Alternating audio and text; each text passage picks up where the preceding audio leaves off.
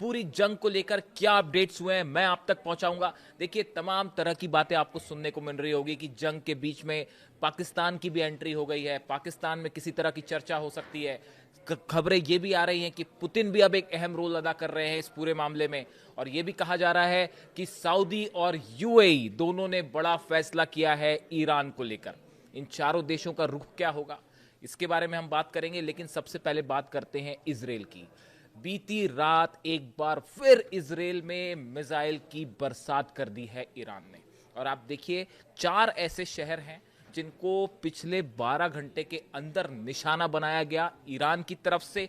तेल Aviv, Dimona, Jerusalem, किरियत Simona, ये 4 जगह हैं जहां पे आप ये कहिए कि खुर्रम शहर 4, फतेह 2, सेजल, सब मिसाइल्स जो हैं लगातार बरस रही हैं। और जो तस्वीरें सामने आई हैं, जो इम्पैक्ट हुआ है तेल अवीव में, कई जगह तो ये हालात हैं कि कई मीटर गहरे गड्ढे हो गए हैं तेल अवीव में। और बताया जा रहा है, जो आपने सुना है, कि 1000 से 2000 किलो के बीच के बारूद के साथ अब मिसाइल्स बरस रही हैं।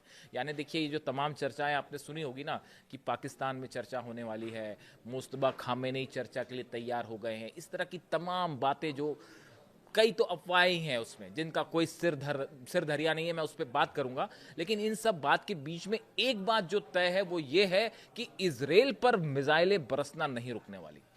चाहे किसी तरह की बातचीत हो, चाहे बातचीत ना हो, इन सब बातों के बीच में जो बात तय है वो ये तय है कि इजराइल में तबाही हो रही है और ये तबाही जारी रहेगी। इजराइल पर हमले नहीं रोके जाएंगे, ये बात ईरान की सेना ने तय कर ली है। देखिए, लगातार मैंने आपको चारों शहरों के नाम बताए, मिसाइल्स गिर रही हैं। करीब 7000 बिल्डिंग्स की कल तक खबर आ चुकी थी कि 7000 बिल्डिंग्स इजराइल में पूरी तरह से तबाह हो चुकी, और ये संख्या लगातार बढ़ती जा रही है। घायलों की संख्या, जो इजराइल का मीडिया बता रहा है, उससे कई गुना ज्यादा है। मौतों की संख्या कई गुना ज्यादा है।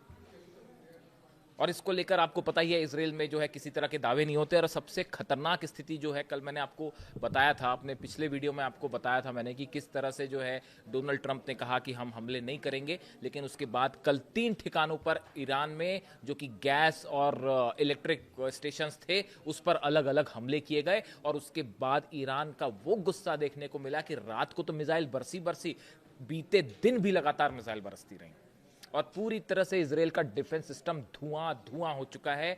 और एक बार फिर इस तरह के दावे हो रहे हैं, ये खबरें आ रही हैं कि जो एयरपोर्ट्स हैं इजराइल के, बेन गुरियन एयरपोर्ट और नेवातिन एयरपोर्ट, इन दोनों जगह पर बताया जा रहा है कि 20 से 25 प्लेन जो है वो तबाह हो चुके हैं इस एयरपोर्ट पर रखे हुए, चाहे वो सिविलियन प्लेन्स हों, चाहे फाइटर जेट्स हों।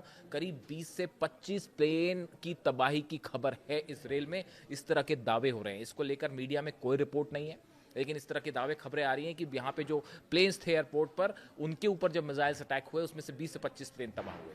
कुछ इंतजार करना होगा, शायद धीरे से एक खबर निकल के आए। ये वैसा ही है जैसे 16 प्लेन तबाह हुए थे अमेरिका के, लेकिन क्लेम नहीं हो रहा था, और बाद में देखिए खबर सही साबित हुई।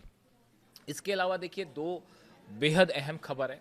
पहली खबर है जो आपने सुना होगा कि पाकिस्तान को लेकर इस तरह की चर्चाएं हैं कि पाकिस्तान जो है वो ईरान और अमेरिका के बीच में एक बातचीत करवाने की कोशिश में है। इस तरह की खबरें आपने सोशल मीडिया पर सब तरफ देखी होगी। और ईरान की संसद के जो स्पीकर हैं मोहम्मद बागर गलीबाफ, बताया जा रहा है कि इस तरह की खबरें थी कल, इस तरह के दावे हो रहे थे अलग अलग अखबार में कि इनकी तरफ से जो है वो बातचीत, ईरान की तरफ से ये बातचीत कर सकते हैं। इस तरह की तमाम बातें आई।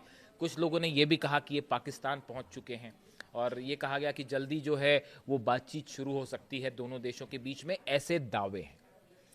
ईरान की तरफ से इस तरह का कोई कंफर्मेशन नहीं है, ना ही इसी तरह की कोई खबर है कि ईरान ने किसी तरह की बातचीत का प्रस्ताव रखा है, या किसी बातचीत को स्वीकार किया है, या अपने रिप्रेजेंटेटिव कहीं भेजे जा रहे हैं। अभी तक ईरान की तरफ से ऐसी कोई खबर नहीं है, मैं आपको साफ कर देना चाह रहा हूं। दूसरी आप खबर देखिए, कल तो बल्कि हैरानी वाली स्थिति ये थी कि कई जगह दावे हो रहे थे सोशल साइट्स पे कि जो है मोहम्मद बागर गलीबाफ जो है वो पाकिस्तान भी पहुंच गए हैं और बातचीत करने वाले हैं, जबकि उनकी तरफ से कहा गया कि ऐसा कुछ नहीं है। यानी ये भी एक बड़ी अजीबोगरीब स्थिति है। देखिए, ऐसे तमाम बात हो सकती है, तमाम चीज़ें सामने आ सकती हैं, लेकिन इसमें सबसे अहम बात है कि ईरान के विदेश मंत्री वो क्या कहते हैं।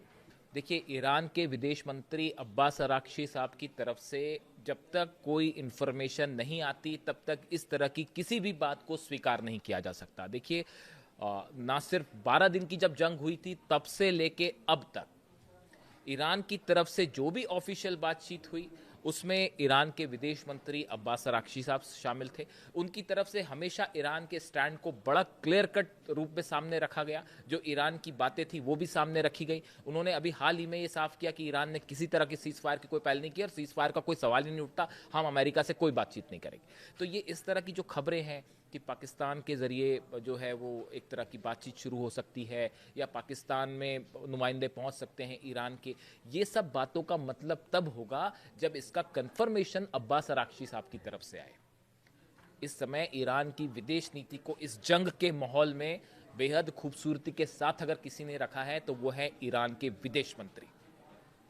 बेहद नपे तुले शब्दों में बात करते हैं, वो हर बात का मतलब जानते हैं कि वो क्या कह रहे हैं। जब तक उनके सोशल हैंडल से या उनकी तरफ से प्रेस में ये बात जानकारी नहीं दी जा सकती तब तक मेरे मुताबिक जो मेरी समझ कहती है कि इस तरह की किसी भी बात पर विश्वास नहीं किया जा सकता जो खासकर अमेरिका से आ रही हो या फिर सऊदी के कुछ अखबार दावा कर रहे हो। ये बहुत ही भ्रमित करने वाली बात है। देखिए, डोनाल्ड ट्रंप ने ये भी कहा था कि हम 5 दिन हमले नहीं करेंगे और वो हमले हो गए। पिछली बार 6 दौर की बातचीत हुई, बातचीत के बीच में कहा जा रहा था कि हम हमले नहीं होंगे, बातचीत होगी और बातचीत के बाद हमले हो गए। इसलिए एक बड़ा इंफॉर्मेशन वॉर छिड़ा हुआ है जिसमें एक साइकोलॉजिकल गेम चल रहा है, जिसमें अलग अलग तरह के दावे हो रहे हैं। लेकिन जब तक इसमें ईरान की तरफ से कोई ऑफिशियल स्टेटमेंट ना आए या अब्बास अराक्ची साहब खुद ये ना कहें तब तक इस तरह की किसी भी बात पर कोई विश्वास नहीं किया जा सकता। ये ज़रूर है कि पर्दे के पीछे से जो इन्फॉर्मेशन आप तक भी होगी कि पर्दे के पीछे से जो है वो तमाम तरह की बातचीत हो रही है, जो कुछ खबरें छपी हैं। देखिए, मैं आपको गार्जियन जो अखबार है उसका पढ़ के बताता हूं। उन्होंने लिखा है, diplomatic sources said the US and the Iran could meet for negotiation in Islamabad as early as this weeks to discuss an end to the war which began almost a month ago. अब इसमें ये कहा गया है, guardian जो है अखबार वो ये दावा कर रहा है कि भाई इस तरह की बातचीत सोर्सेज से आ रही है कि इस्लामाबाद में हो सकती है। Pakistan military leadership has been attempting to broker negotiation between the US and the Iran. इस तरह की बात आई है कि ईरान की जो पाकिस्तान की जो मिलिट्री लीडरशिप है उनकी तरफ से कोशिश हो रही है कि दोनों देशों के बीच में बातचीत हो। इस तरह की खबरें जो है वो गार्जियन ने छाप रखी। लेकिन सवाल ये है कि इस पूरे मामले को लेकर इस समय ईरान का क्या कहना है ये अभी साफ नहीं है। ईरान ने अभी तक IRGC का जो पॉइंट है वो साफ है, कोई सीज फायर की बात नहीं होगी, किसी तरह के प्रस्ताव पर कोई बातचीत नहीं होगी और वो जो स्टैंड है उस पर कायम है कि जंग नहीं रुकेगी। दूसरी चीज़, इस पूरे मामले में बताया जा रहा है, जो सोर्सेस हैं, जो कंफर्म सोर्सेस हैं, कि रूस के प्रेसिडेंट व्लादिमीर पुतिन बहुत ही पैनी नज़र बनाए हुए हैं पूरे मामले पर और ईरान इस बात को लेकर तमाम जो चर्चाएं हैं इसको लेकर पुतिन से भी चर्चा हो रही है और पुतिन की एक बेहद अहम भूमिका है इस पूरे मामले को लेकर कि आगे जंग किस तरफ जाती है, ईरान का क्या स्टैंड होना चाहिए, उसमें रूस का क्या रुख होगा, उसमें चीन का क्या रुख होगा। एक बार मैं आपको फिर ये कहना चाहूँगा, देखिए पिछली बार जो 6 दौर की बातचीत हो रही थी उसमें जो तमाम ड्राफ्ट तैयार किए गए थे या जो शर्तें रखी गई थी ईरान की तरफ से, उसको तय करने में पुतिन की अहम भूमिका थी और चीन की भी अहम भूमिका थी। और इनसे चर्चा करने के बाद ये बात ईरान ने भी कही थी कि हम अपने साथियों से चर्चा कर रहे हैं। यानी इस पूरे मैटर में जो इस तरह की खबरें हैं कि क्या कोई सीज फायर की बात हो सकती है या कुछ शर्तों पे चर्चा हो सकती है, जो दावा बार बार ट्रंप कर रहे हैं, इसमें पुतिन का कहना, पुतिन क्या सोचते हैं, ये भी बेहद अहम होने जा रहा है। रूस की तरफ से बात कही गई है फिर से एक बार कि अली खामनेई साहब को टारगेट करना अमेरिका की बड़ी भूल थी और लीडरशिप को निशाना बनाना बड़ी भूल थी। देखिए, मैं खुद भी इस बात को व्यक्तिगत रूप से मानता हूं कि इस जंग में जो सबसे बड़ी गलती हो गई अमेरिका की और इजराइल की, वो है ईरान के सुप्रीम लीडर को टारगेट करना। देखिए, जंग होती है, दो देश आपस में लड़ते हैं और जंग रुकती भी है, लेकिन अली खामनेई साहब सुप्रीम लीडर थे, रिलीजियस लीडर थे। दुनिया में करोड़ों लोग उनसे मोहब्बत करते थे, उनका रिस्पेक्ट करते थे। वो एक लीडर थे करोड़ों लोगों के और हमेशा रहेंगे भी। उनके ऊपर निशाना बनाना ये एक ऐसी घटना थी जिसको आप देखें, अगर आप हिस्ट्री पढ़ें तो इतिहास में कई बार कहा जाता है कि वर्ल्ड वॉर वन में ये टर्निंग पॉइंट था जिसकी वजह से वर्ल्ड वॉर शुरू हो गया, तात्कालिक कारण था जिसके कारण वर्ल्ड वॉर शुरू हो गया, या ये घटना थी वर्ल्ड वॉर टू की जिसके कारण वर्ल्ड वॉर छिड़ गया, या हिटलर ने जो है वो पोलैंड पे अटैक कर दिया या रशिया पे अटैक कर दिया, यहाँ से पूरा गेम, इस तरह के तमाम दावे होते हैं। उसी लेवल की एक बड़ी मिस्टेक थी अली खामने साहब को टारगेट करना, और ये वजह है, इसी वजह से पूरा ईरान इस समय भयंकर गुस्से में। आप जो तस्वीरें देख रहे हैं, आप सोशल मीडिया में देखिए किस तरह की तस्वीरें सामने आ रही हैं। मैं एक वीडियो देख रहा था जिसमें ईरान का एक शख्स जो है वो हाथ में बैनर लेके घूम रहा था कि मैं शहीद होना चाहता हूं ईरान के लिए। रिपोर्टर ने उनसे पूछा कि भाई ये आप क्या वाकई ऐसा करना चाहते हैं? तो उनका जवाब था कि मेरे घर के ऊपर मिसाइल गिरी है और मेरे बच्चे, बहू और बेटी की मौत हो चुकी है, मेरी पत्नी की मौत हो चुकी है, मेरे घर में कोई नहीं बचा, अब मैं भी ईरान के लिए शहीद होना चाहता हूँ। तो साहब हकीकत ये है, ईरान का बच्चा बच्चा, हर शख्स ईरान के लिए, अपनी ज़मीन के लिए जान देने को तैयार है, शहीद होने को तैयार है। ऐसे मुल्क को दुनिया की कोई सेना परास्त नहीं कर सकती। हकीकत सिर्फ यही है, ऐसा तमाम एक्सपर्ट्स का मानना है। और देखिए हॉर्मूज का जहाँ तक प्लान है, अब ये देखिए इस बारे में कुछ कहना अभी ठीक नहीं है कि पर्दे के पीछे क्या बातचीत हो रही है, नहीं हो रही है, कौन क्या कोशिश कर रहा है। बहुत सारी ऐसी खबरें हैं जिनका कोई सिर पैर ही नहीं है।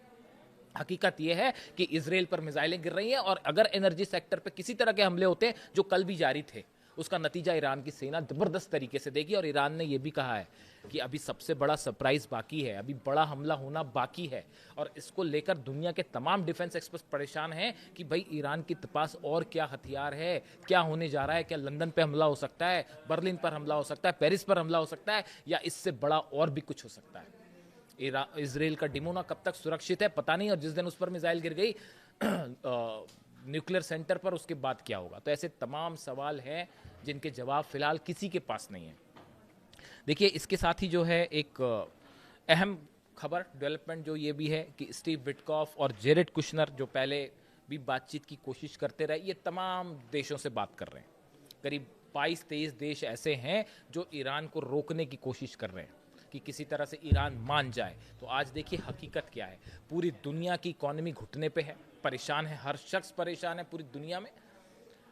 अमेरिका हो, इजराइल हो समेत 22 देश, 12 नहीं 22 देश, 12 तो अरब देश है जिन पर हमले हुए, 22 देश जो हैं उन पर अकेला ईरान भारी पड़ रहा है। और हर मोर्चे पर अमेरिका की रणनीति फेल है। चाहे वो आप हॉर्मूज, स्ट्रेट ऑफ हॉर्मूज की बात करिए, वो तो प्लान शुरू होने के पहले ही फेल हो गया। बताया ही जा रहा है कि वो जो प्लान तैयार हुआ था हॉर्मूज वाला, जो डोनाल्ड ट्रंप ने तैयार किया था, अमेरिकन एक्सपर्ट्स ने रोक दिया कि अगर यहाँ पे मरीन्स भेजेंगे तो इतनी कैजुअलिटी होगी, इतनी बड़ी संख्या में मरीन्स मारे जा सकते हैं अमेरिका के, जो इतिहास में कभी ना हुआ हो। कितनी जगह बम्बार्डमेंट करेंगे? हॉर्मूज ईरान की जगह है, ईरान की बोट्स हैं वहाँ पे, ईरान की नेवी है, ईरान की तमाम मिसाइल सिटीज़ हैं, और अबू मेहदी मिसाइल्स पता नहीं कहाँ कहाँ लगी होगी। तो हॉर्मूज में तो ऐसा लगता है कि जंग शुरू होने के पहले ही अमेरिका ने हार कबूल कर ली है। अब देखना यह है कि देखिए पर्दे के पीछे कई सारी चीज़ें हो रही हैं, इससे इनकार नहीं किया जा सकता। वहाँ सऊदी और यूएई की तरफ से भी ये खबरें हैं जो उनका मैंने जिक्र किया कि क्या कहा जाता है कि उन्होंने भी एक बड़ा वॉर प्लान तैयार कर लिया है कि अगर ईरान के हमले नहीं रुके तो सऊदी और यूएई मिलकर हमला कर सकते हैं। इस तरह की भी खबरें तो बहुत सारी हैं, लेकिन होता है क्या, ये देखने वाली बात है। और इसमें सबसे अहम भूमिका देखने की चीज़ ये है कि ये जो बार बार अलग अलग सोर्सेज से खबरें हैं, चर्चा की, बातचीत की, ये किस तरफ जाती हैं। और हर खबर पे विश्वास भी बड़ा सोच समझ कर ही करिएगा कि कौन क्या कह रहा है। और दूसरी तरफ इजराइल पर हमले लगातार जारी हैं। जो भी अपडेट होगा आप तक पहुंचाऊंगा। Thank you so much.